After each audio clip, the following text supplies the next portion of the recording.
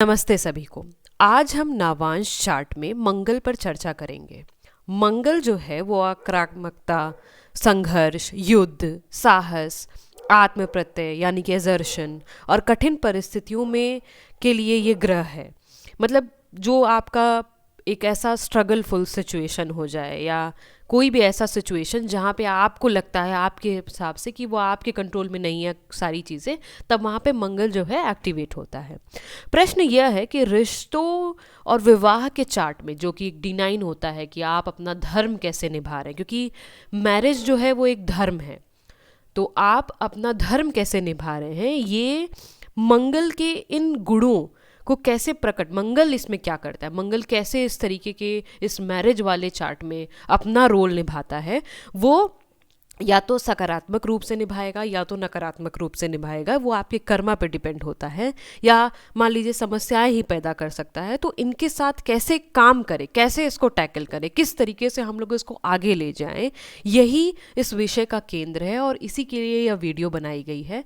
तो प्लीज़ इस वीडियो में बने रहें और हम लोग जा करके इसको डीपली एनालाइज करते हैं कि मार्स का क्या एक्चुअली रोल है। अब देखिए, D9 जो है वो जन्म कुंडली की हर राशि का 9वां विभाजन है। मान लीजिए कि आपकी एक D1 चार्ट है, उसमें आपका जो 9th हाउस का जो विभाजन होता है, या मतलब कि 9th हाउस जो एरिया जो बहुत ही ज़्यादा इम्पॉर्टेंट होता है, उसका वह विभाजन है। उसको हम लोग डाइसेक्ट कर दिए हैं। यह इस जीवन का भाग्य है और नियति दिखाता है, क्योंकि हर कुंडली में 9वें भाव का भाग्य होता है। D9 जीवन के सभी क्षेत्रों का फल दिखाता है कि आपको क्या फ्रूट्स मिलने हैं। विशेष रूप से जैसे मान लीजिए कि विवाह हुआ, जीवन साथी हुआ और आपका संबंध, ये भी दिखाता है। D9 का रेक्टिफिकेशन या शुद्धिकरण बेसिकली अत्यंत बहुत ज़्यादा आवश्यकता है। मतलब इसकी आवश्यकता इतनी ज़्यादा है क्योंकि हर नवांश लग्न जो है वो हर 15 मिनट में बदल सकता है। 1-2 मिनट का फर्क भी पूरे अर्थ बदल सकता है। तो इसलिए आपको D9 को भी रेक्टिफिकेशन एक तरीके से देखना पड़ेगा, उसकी एक्यूरेसी बहुत ज़्यादा ज़रूरी है, क्योंकि D9 ऐसी चीज़ है कि बहुत ही ज़्यादा सेंसिटिव एरिया है। हम लोग अपना पढ़ाई करते हैं, नौकरी करते हैं, फिर उसके बाद हम लोग का मेन क्वेश्चन यही रहता है, ज़्यादातर हमसे यही पूछा जाता है कि हमारी शादी कब होगी, हमारी शादी कैसी होगी, हमारा कैसे जीवन कटेगा आगे ज़्यादा। तो ये एक आपका एक तरीके से 60% ऑफ एरिया को रिप्रेजेंट करता है, और इसलिए इसका रेक्टिफिकेशन और शुद्धिकरण के लिए मैं बहुत ज़्यादा फोकस करती हूँ, क्योंकि इसके रेक्टिफिकेशन या एक्यूरेसी से हम लोग आपकी एक्यूरेट प्रेडिक्शन या एक्यूरेट एनालिसिस कर सकते हैं, और आपके जो जीवन में प्रॉब्लम आ रही है या कोई चीज़ हो रहा है उसको हम लोग सही कर सकते हैं। एक और इम्पॉर्टेंट बात है कि D9 में जो ग्रह राशि के अनुसार वही कामार्थ रखते हैं जो D1 में रखते हैं। मतलब कि राशि इज इक्वल टू कर्मों का पुंज, आपका क्या कर्म है उसका पूंजीकरण। बदलाव जो होता है वो भाव से आता है, इसलिए नावांश लग्न बहुत ज़्यादा महत्वपूर्ण है। D9 के भावों के अर्थ जो होते हैं वो D9 जैसे नहीं होते हैं।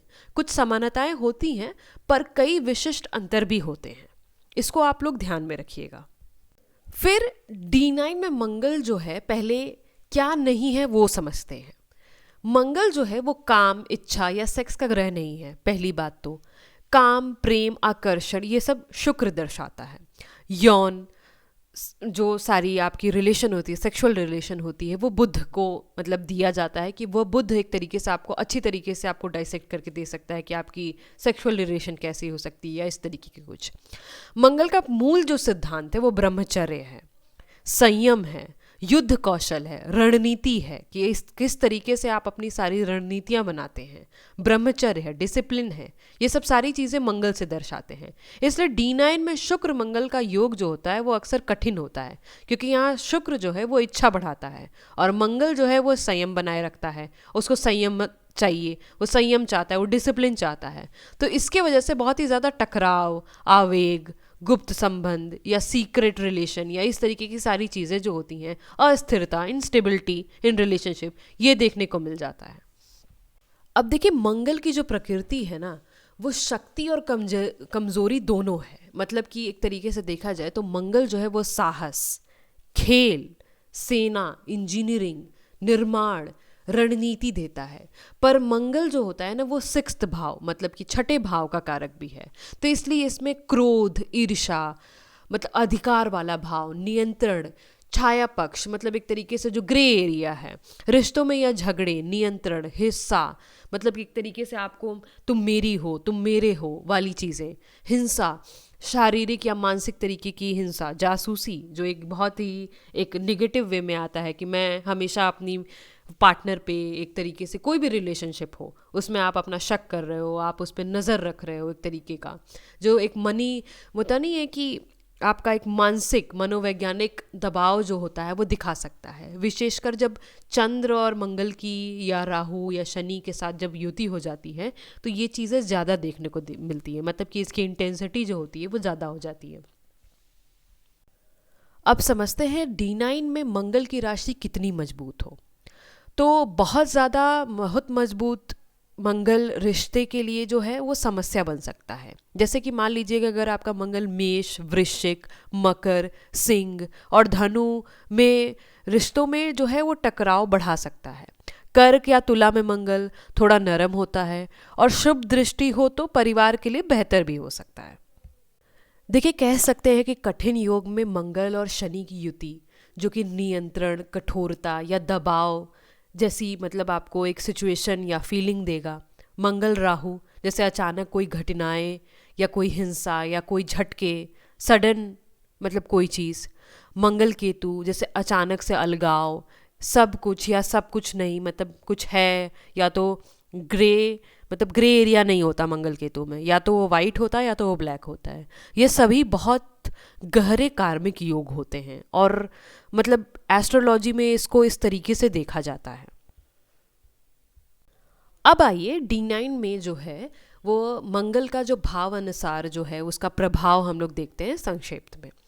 देखिए, अगर मान लीजिए कि अगर आपका मंगल जो है वो पहले भाव में स्थित हो तो आपसे आने वाले सारे तनाव, अधीरता, प्रभुत्व मतलब एक तरीके से आप अपना एक कंट्रोलिंग बिहेवियर, खेल, सेना, ये सब में आपको लाभ मिल सकता है एक तरीके से।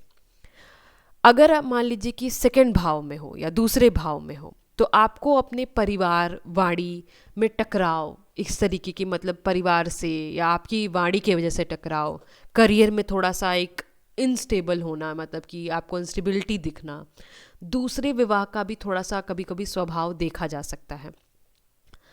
थर्ड भाव जो है, अगर मान लीजिए थर्ड भाव में आ जाता है तो प्रतिस्पर्धा की भावना, बेचैनी, काम में जीत मतलब एक तरीके से आपको एक तरीके से लगेगा कि मुझे एक कम्पिटिटिवनेस भावना आ गई है, मुझे काम में जीतना ही जीतना एक तरीके से। जैसे रिश्तों में बहुत ज़्यादा बहस होती है, बहुत ही ज़्यादा बहस करते हैं। जैसे होता नहीं है कि आप अपने पार्टनर को कभी कभी आप देखे होंगे कि आपका पार्टनर आपसे बहुत ही ज़्यादा बहस कर रहा है, वो चीज़ों को कर तो रहा है बट बहस करके कर रहा है। तो ये सब सारी चीज़ें आपको देखने को मिलेंगी जब वो थर्ड भाव में रहता है। फोर्थ भाव में क्या है कि आपको घरेलू एक तरीके से घर में शांति नहीं मिल रही है, आपको तनाव एक तरीके से देखा जा रहा है। मतलब कि एक अर्ज जो होती है, सेक्सुअल अर्ज जो होती है वो बहुत ही ज़्यादा सप्रेस्ड रहती है। जैसे स्वास्थ्य में जैसे एक मतलब कि एक जो बॉडी है वो एक तरीके से आपको क्रोध में जैसे कि हमेशा टेंस्ड फॉर्म में अगर आपको रह सकती है। जैसे एक होता नहीं कि इसको आपको रिलीज़ करना है, इस एनर्जी को आपको अपनी बॉडी के एक जैसे होती है ना कि एक नेगेटिव एनर्जी या सप्रेस्ड एंगर या सप्रेस्ड सेक्सुअल एनर्जी, जो एक सारी एनर्जी वो बहुत ज़्यादा सप्रेस्ड रहती है फोर्थ भाव में। फिफ्थ भाव में क्या है कि आपके जैसे एक व्यक्तित्व में एक धार रहती है कि आप बहुत शार्प पर्सनालिटी के हो गए हो, एक तरीके से आपकी चिजल्ड पर्सनालिटी, बहुत ही ज़्यादा शार्प पर्सनालिटी एक तरीके से आती है। आपकी जैसे अपेक्षाएं जो होती बहुत ही ज़्यादा, आपकी खुद से आपकी अपेक्षाएं बहुत ज़्यादा रहती हैं। आप दूसरे तो आपसे अपेक्षाएं करते ही रहते हैं लेकिन खुद से आपकी अपेक्षाएं ज़्यादा हो जाती हैं कि आपको मतलब एक जैसे कि आप खुद से सोचने लगते हैं कि मेरा पार्टनर तो ऐसा होना ही चाहिए, तो मैं भी ऐसा होना चाहता हूँ या होना चाहती हूँ, तभी मुझे ऐसी चीज़ें मिलेंगी। आपको मतलब कि यहाँ पे आप सेल्फ ऑब्सेस या सेल्फ आप अपने में ही इतने ज़्यादा रहेंगे कि आपको जैसे लगेगा कि मतलब कि पार्टनर मेरा ऐसा होना चाहिए, वैसा होना चाहिए। तो आपको यहाँ पे एक ध्यान देना है कि आपको अपने पार्टनर को बहुत ही ज़्यादा मतलब जो जीवन साथी होना चाहिए वो बहुत सही चुनना है। क्योंकि रीज़न बीइंग अगर आपको अपने हिसाब से अगर नहीं मिली चीज़ें तो आपके लिए प्रॉब्लमेटिक होती है, ये प्रॉब्लम आपके लिए क्रिएट कर सकता है। सिक्स्थ भाव में जो होता है वो प्रतियोगिता वाले चीज़ों में, कंपटीशन में आपको तो लाभ देता ही देता है। लेकिन इससे क्या होता है कि आप जितना कम्पिटिटिव बिहेवियर रखेंगे, आप जितना कम्पिटिटिवनेस रखेंगे अपने बीच में, जैसे एक होता नहीं कि प्रतियोगिता या सारी चीज़ें आप करते हैं किसी भी चीज़ में, या एग्ज़ाम हुआ या आप अपने नौकरी में रहे या किसी भी चीज़ों में, तो उसमें जो है ये आपको लाभ तो देगा, लेकिन इससे क्या होगा कि मतलब कि जेलसी या कंट्रोलिंग बिहेवियर या ये सब सारी चीज़ें जो होती हैं वो नेगेटिविटी भी आने लगती है, क्योंकि यहाँ पे देखिए वो सिक्स्थ भाव में है, ठीक है। सेवेंथ भाव जो बहुत ही ज़्यादा इम्पॉर्टेंट भाव होता है, एक तरीके से कहते हैं लोग कि सेवेंथ भाव में मंगल का क्या होगा, तो D9 में क्या होता है कि जैसे कैरिज्मेटिक रिलेशनशिप, एक तरीके का जैसे मतलब कि कैरिज्मेटिक रहेगा, देखने को लगेगा कि कपल्स बहुत अच्छे लग रहे हैं, बहुत ही ज़्यादा करिश्मा है इन दोनों के अंदर, केमिस्ट्री बहुत अच्छी है, लेकिन साथ साथ उनका झगड़ा भी होता है। मतलब कि होता है नहीं कि एक दूसरे के साथ भी मतलब कभी कभी रहना दुश्वार हो जाता है, लेकिन एक दूसरे के बिना रह भी नहीं पा रहे हैं, ठीक है। तो इसमें जो होता है कि आपको अपने फर्स्ट मतलब कि जैसे जो मैरिज होती है या कोई भी चीज़, जैसे आपका जो मैरिज हो रहा है या किसी भी तरीके का मैरिज है या कोई रिलेशनशिप है, तो आप उसमें अपना एक तरीके से सेल्फ कंट्रोल जो होना चाहिए वो आपका बहुत ज़्यादा ज़रूरी होना है यहाँ पे, क्योंकि ये नेगेटिव भी होने लगता है। जैसे मान लीजिए कि आप पता चलता है कि आप बहुत सारी चीज़ें कर रहे हो, झगड़ा कर रहे हो, आपको लग रहा है कि हाँ मेरा पार्टनर जो है समझता है, या आप ही झगड़ा करते जा रहे हो, या कोई चीज़ आप ही इनिशिएट कर रहे हो जो कि नेगेटिव है, और आपको लग रहा है कि आपका पार्टनर समझता है ये सब सारी चीज़ें, तो कहीं ना कहीं वो नेगेटिव रूप में जाने लगता है, और इससे जो है आपके रिश्ते जो होते हैं मतलब कि एक डाउनफॉल एक तरीके से आने लगता है, अनलेस एंड अनटिल आपका मतलब एर्थ हाउस जो कि शादी का एक जोड़ के जो रखता है वो मजबूत ना हो। तो इसलिए पहले से ही मैं कॉशन एक तरीके से मैं आपको देती हूँ कि आपको सेल्फ कंट्रोल बहुत ज़्यादा ज़रूरी है। एर्थ भाव में अगर मार्स आता है तो उसमें जो है एक सिक्रेसी, रहस्यमय, देखिए जुनून, पैशन, एक तरीके से मतलब एक आपको मार्स मतलब एस्ट्रोलॉजी में बहुत ही ज़्यादा एक मतलब डार्क डीप सीक्रेट पढ़ना, ये सब सारी चीज़ें आपको बहुत ही ज़्यादा मतलब इंटरेस्ट आने लगता है। और देखिए यहाँ पे क्या है कि सबसे इम्पॉर्टेंट, ये सब तो ठीक है, ये आपको कोई भी बता सकता है कि एर्थ हाउस में जब आ जाएगा तो एस्ट्रोलॉजी ज़रूरी है, ये सब सारी चीज़ें, लेकिन जब ये आपको सीक्रेसी और ये ऑब्सेशन ये सब सारी बिहेवियर आती रहती है, तो इससे क्या है कि आप ये करिए, आपको जितना लगता है कि आपको एक एडल्ट रूप में, क्योंकि आप एक 25 प्लस या 30 प्लस या कभी तो आएंगे इस एज में, ये सब सारी चीज़ें जो हैं इसमें आपको पूर्ण मतलब एक तरीके से कंप्लीट ईमानदारी आपको बहुत ही ज़्यादा ज़रूरी है। रीज़न बिंग क्योंकि आपका एक सीक्रेटिव और एक ऑब्सेशन वाला बिहेवियर दिख रहा है सामने, या आपको अंदर आपको महसूस हो रहा है, तो ये ठीक है, लेकिन इसके साथ आपको ईमानदारी भी बहुत ज़्यादा ज़रूरी है। ये आपको हमेशा ध्यान में रखना है। जहाँ ईमानदारी नहीं रही वहाँ से आपकी चीज़ें, एर्थ हाउस आपका निगेटिव होना शुरू हो जाएगा। कोई भी काम करिए उसमें ईमानदारी ज़रूरी है।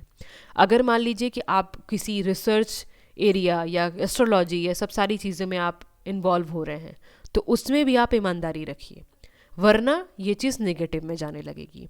और माइंड यू, अगर आपको मैं बता सकती हूँ कि एर्थ हाउस जो है वो सेवन्थ हाउस के बाद है।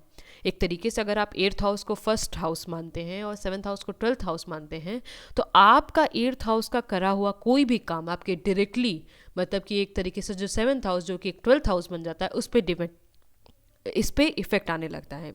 मतलब 12th हाउस जो एक तरीके का लॉस है, तो आपके रिलेशनशिप में ये प्रॉब्लम आने लगती है।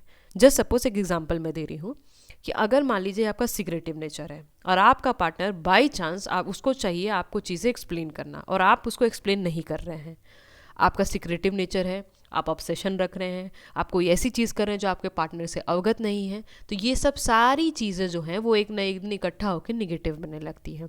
तो इसलिए आपको ईमानदारी तो आपको रखनी ही है, और आपको एक तरीके से जितना आप ओपन हो सके अपने पार्टनर से उतना ओपन रहिए, तो एक ट्रांसपेरेंसी रहेगी, तो आपके रिश्तों में बैलेंस अच्छा बना रहेगा। 9th हाउस, अगर 9th भाव में बैठता है तो 9th हाउस में आपका मार्स रहता है, तो देखिए इसमें क्या है कि फिलॉसफी, आपकी पॉलिटिक्स पे ध्यान, या मतलब कि जैसे ये सब एरिया जो रहेगी वो आपके एक तरीके से मेन एक बहस का कारण रहेगी कि आप अपने पार्टनर से या किसी भी आपका जो रिलेशन रहेगा उसमें आप फिलॉसफी, पॉलिटिक्स, ये सब सारी चीज़ों में बहुत ज़्यादा बहस करना, आपका एक तरीके से बैंटर करना, आप एक दूसरे से बातें कर रहे हैं उसमें आप ध्यान दे रहे हैं ये सब सारी चीज़ों पे, तो ये सब सारी चीज़ें देखने को मिलती है। किसी गुरु या पिता से मतभेद का भी दिखता है कि आप मतलब कि आपका पिता, आपके पिता या गुरु से आपका मतलब बनती नहीं है मतलब नेगेटिव वे में ना दे करके आप कह सकते हैं कि एकदम कंप्लीटली तो नेगेटिव नहीं होता है कि आप एकदम बनी नहीं रही है, आपका योग देखना पड़ता है। लेकिन हाँ ये है कि मतलब आपका फादर आपके सपोर्ट में नहीं है, आप उनके सपोर्ट में नहीं है, आपको उनकी बात अच्छी नहीं लगती या उनको आपकी बात नहीं अच्छी लगती, आप लोग मतलब कि वो एक सिंक नहीं बन पाता है ये सब चीज़ों से। फिर 10th भाव में अगर वो आता है मार्स, तो आपको सरकार, तकनीक, मतलब कि टेक्निकल चीज़ें या मतलब ये सब सारी चीज़ों में आपका ज़्यादा मतलब इन्वॉल्वमेंट होगा। काम का दबाव जो होता है वो रिश्तों को एक तरीके से खाते जाता है। मतलब सबसे इम्पॉर्टेंट चीज़ कि मेरा पार्टनर मुझे टाइम नहीं देता क्योंकि वो काम में बिजी रहता है। तो ये एक परफेक्ट मतलब एक तरीके का एग्जाम्पल है, क्योंकि रीज़न होता है कि मार्स जो है वो अब एक तरीके से इस भाव में आ गया जहाँ काम मतलब कि कर्म के भाव में आ जाता है यहाँ पे। तो कर्म के भाव में आ गया है तो आपको मतलब एक तरीके से रहेगा कि अब रिलेशनशिप जो है सेकेंडरी हो गया है काम से। अब काम जो है उसका फर्स्ट चॉइस, फर्स्ट प्रायोरिटी हो गया है, अब वो काम पे ध्यान देगा या देती है। और दूसरा कि आपका जो रिश्ता हो गया है वो सेकेंडरी हो गया है, इन सेंस कि मान लीजिए आप टाइम नहीं दे पा रहे हो अपने पार्टनर को, या सब सारी चीज़ें जो प्रॉब्लम्स आती हैं वो आने लगती हैं। उसके बाद 11th भाव में तो अब ये है कि यहाँ पे आपको दोस्त बनेंगे, मित्र बनेंगे, नेटवर्क आपका बनेगा, ये सब सारी चीज़ें होंगी। रीज़न एक मतलब कि अच्छा एक पॉजिटिव अगर रहेगा तो ये चीज़ होगा, लेकिन एक अपना इफ़ेक्ट जो होता है वो मार्स ये देता है कि यहाँ पे जो नेटवर्किंग रहेगी या मित्र रहेंगे या दोस्त आपके रहेंगे उनसे बहसबाजी, टकराव, ये सब चीज़ें ऑफन देखी जा सकती है। और उसके बाद एक और पॉइंट है कि आपको अपने पार्टनर से एक तरीके से आपका एक मतलब कि आपका एक कम्पिटिटिवनेस रहेगा।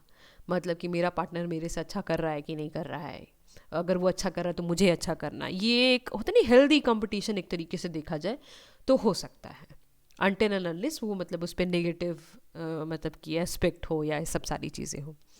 12th भाव में जब मार्स आता है तो एक तरीके से आपका इंटरनल एंगर जो होता है वो देखा जा सकता है आपकी पर्सनालिटी में। स्लीपलेसनेस की ज़्यादा दिक्कत होती है, आपको नींद नहीं आती या ज़्यादा अच्छी तरीके से नींद आने में प्रॉब्लम होती है।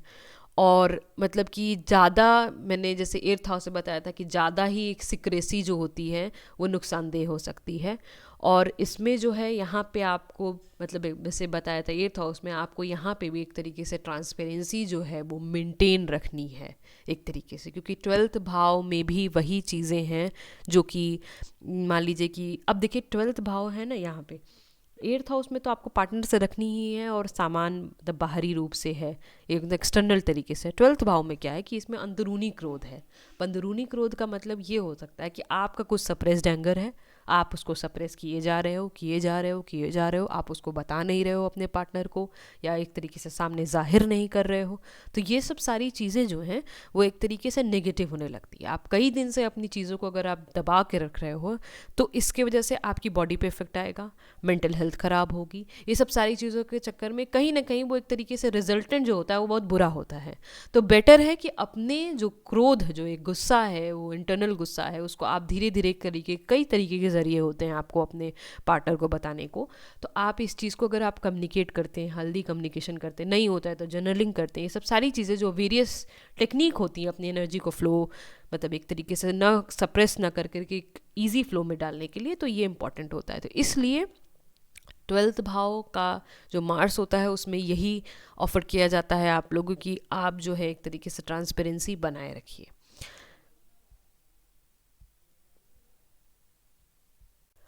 अब रिश्तों में मंगल क्या कर सकता है? देखिए, रिश्तों में मंगल यह दिखा सकता है कि आपका जैसे किस तरीके से आप अपने नियंत्रण को रखते हैं, मतलब आपका नियंत्रक स्वभाव या दबंग स्वभाव के हैं या नियंत्रक स्वभाव के हैं। जैसे मान लीजिए कि आप एक, जैसे कि आप बहुत ज़्यादा एक्सट्रोवर्ट हैं या बहुत ज़्यादा जैसे उग्र हैं, या अपनी किसी भी चीज़ को बहुत ही ज़्यादा ओपनली बोलते हैं, या बहुत ज़्यादा नियंत्रण मतलब कि न्यूट्रल रहते हैं जीवन साथी पे। मतलब जैसे मान लीजिए कि आपका एक पार्टनर है, तो आपका ओवर पोजेसिव होना या उसके लिए ओवर प्रोटेक्टिव होना, जैसे कोई भी चीज़ जो है एक लिमिट से ज़्यादा, तो उस पे मतलब क्या आपका स्वभाव है, कितने तरीके से, कितने अच्छे तरीके से आप उसको मेंटेन कर रहे हैं, या किस तरीके से आप रिश्तों को चला रहे हैं।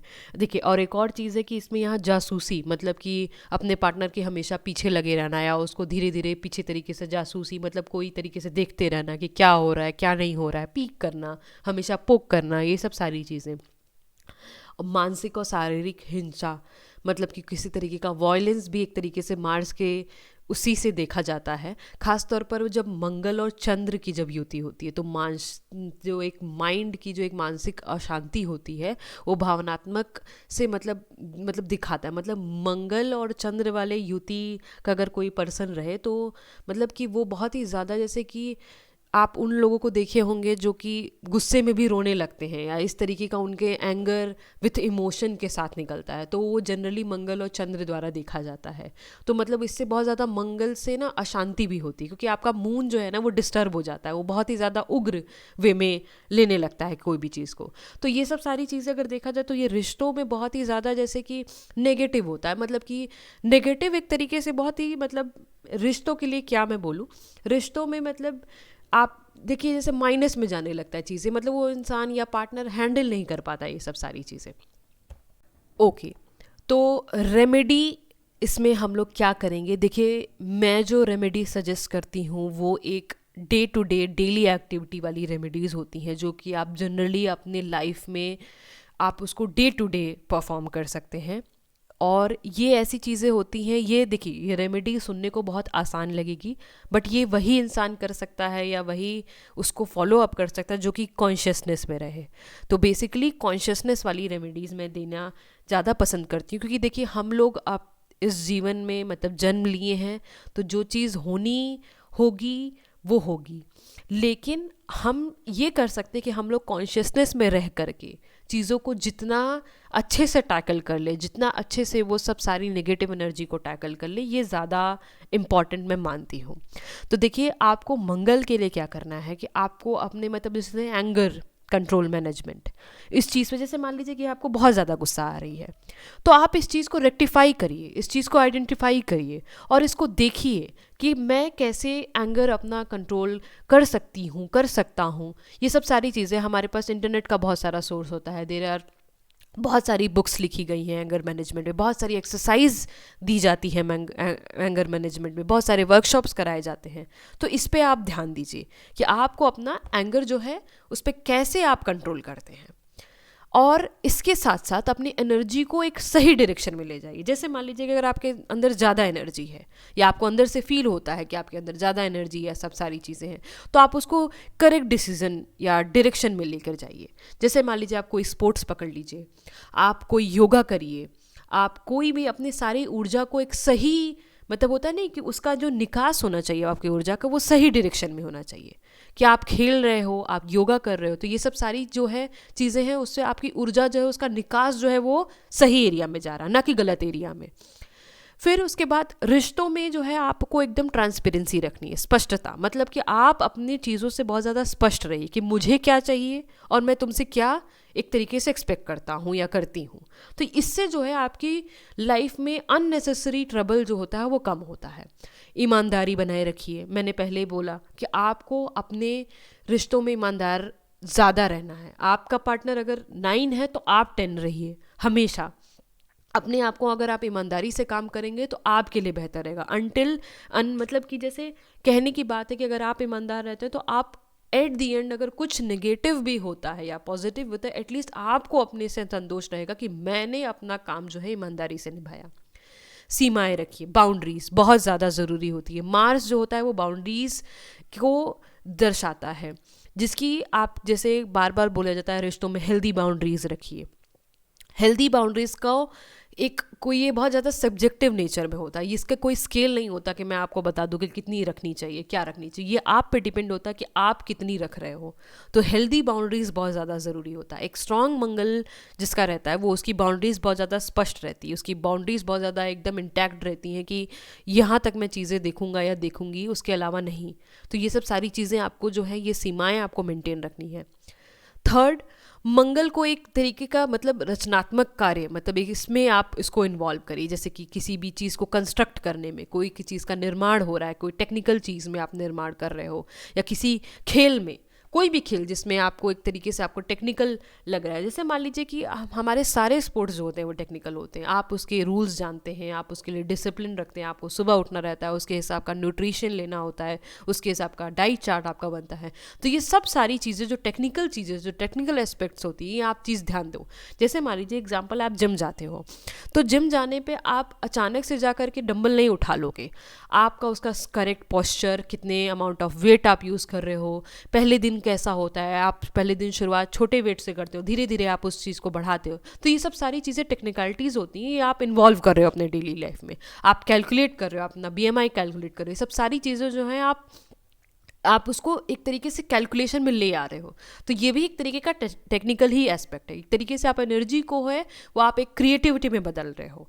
तो ये सब सारी चीज़ों में आप उसको लगाएं तो ज़्यादा बेहतर आपके लिए हो सकता है। अभी चौथा क्या है, अग्नि तत्व को संतुलित करें। जो आपके अंदर एक अग्नि जो एक होता है, जो एलिमेंट्स होते हैं जिसमें जो फायर एलिमेंट्स जो रहता है, उसको आपको बहुत ही ज़्यादा मेंटेन करना है। और उसमें आपको मेंटेनेंस करने के लिए आपको वेरियस एक तरीके से आपको टेक्निक फिर से मिल जाएंगी। आप उसको अगर सर्च करोगे, गूगल पे सर्च करोगे, तो आप कैसे मेंटेन करते हो। जैसे पानी ज़्यादा पीजिए, अपनी एनर्जी को सही डायरेक्शन में निकालिए, मतलब कि फायर एलिमेंट। और एक तरीके से जैसे मान लीजिए कि अगर रिचुअलिस्टिक वाले में रहता है तो अग्नि तत्व को मेंटेन करने के लिए आपको हवन ज़्यादा करना चाहिए। ये आपके फायर एलिमेंट को आपकी बॉडी से मतलब कि एक तरीके से पैरेलल जो एक सिंक होता है। मैं ये नहीं कहती हूँ कि कभी आपको अपने अग्नि तत्व को एकदम ख़त्म कर देना चाहिए, वो भी बहुत इंपॉर्टेंट है, बट आपको उसको संतुलित करके रखना है। ये सब सारी चीज़ें जो होती हैं बहुत इंपॉर्टेंट होती है। और आवेग में आकर के निर्णय ना लें, क्योंकि आवेग में आकर निर्णय लिया गया, ये सब सारी चीज़ें जनरली आपके लिए ही बहुत ही ज़्यादा एक तरीके से हार्मफुल होती है। तो आपको कभी कोई निर्णय लेना हो तो आप सोच समझ के लीजिए, गुस्से में कम आकर के लीजिए, आप टाइम लीजिए, फिर उसके बाद बताइए। आप बाउंड्रीज़ क्रिएट करिए कि मुझे इतना समय चाहिए, उसके हिसाब से मैं अपना निर्णय लूँगा या लूँगी। तो उस हिसाब से आप ऐसे काम कर सकते हैं। अब देखिए, अगर कंक्लूजन देखा जाए तो D9 में मंगल जो है वो जिस एरिया में बैठता है उधर की चीज़ों को देखिए आसान तो नहीं बनाता, लेकिन वह हमें बहुत कुछ सिखाता भी है। तो मेन हम लोग यहाँ सीखने के लिए आए हैं कि अगर हम अपने क्रोध पर नियंत्रण रखते हैं और आवेग में अपने आप को पहचान ले कि हम लोग क्या हैं एक्चुअली, तो हमें मंगल जो है वो एक तरीके का बहुत ही ज़्यादा डिसिप्लिन, अनुशासन, साहस और आत्मनियंत्रण भी सिखा देता है, जो कि बहुत ही ज़्यादा ज़रूरी है। क्योंकि देखिए, गुस्सा करना, अपने आप को आवेग से बाहर ले जाना, ये बहुत इजी है। कॉन्शियसनेस में एक तरीके से जो डिसिप्लिन्ड कॉन्शियसनेस होता है वो हमें मंगल ज़रूर एक तरीके से सिखा ही देता है। इस पूरी श्रृंखला में हम उदाहरणों के मतलब एक तरीके से ज़रिए से हम लोगों ने देखा कि D9 में मंगल को और गहराई से क्या मतलब होता है, किस तरीके से समझते हैं। और भी मैं सारी वीडियोस डालती रहूँगी ताकि हम लोग हर प्लैनेट को और गहराई से समझें, ताकि आप हर प्लैनेट को एक तरीके से कोरिलेट करें। क्योंकि देखिए, अकेले इसके बारे में जानना ये इजी नहीं होगा कि आप मंगल के बारे में जान लिए तो आपका सब कुछ अगर मान लीजिए अच्छे वे में है तो बहुत ही अच्छा हो गया। नहीं, आपको हर चीज़ को एक को रिलेट करके देखना है। क्योंकि जब तक आप को रिलेट करके नहीं देखेंगे, पहले आपको प्लेनेट देखना है, फिर आपको अपने हाउस देखना है, फिर उसकी साइन देखनी, फिर उसके एस्पेक्ट्स देखते हैं। ये सब चीज़ जो होती है वो कड़ी रूप में बंधी रहती है। अगर आप हर चीज़ को को रिलेट करके देखेंगे तो आपको बहुत ही ज़्यादा डीपली ये सब सारी चीज़ें समझ में आएंगी। इसी तरह मेरे साथ प्लीज़ जुड़े रहिए, मैं और वीडियोस डालूंगी, मुझे सपोर्ट करिए। थैंक यू, धन्यवाद, बाय बाय।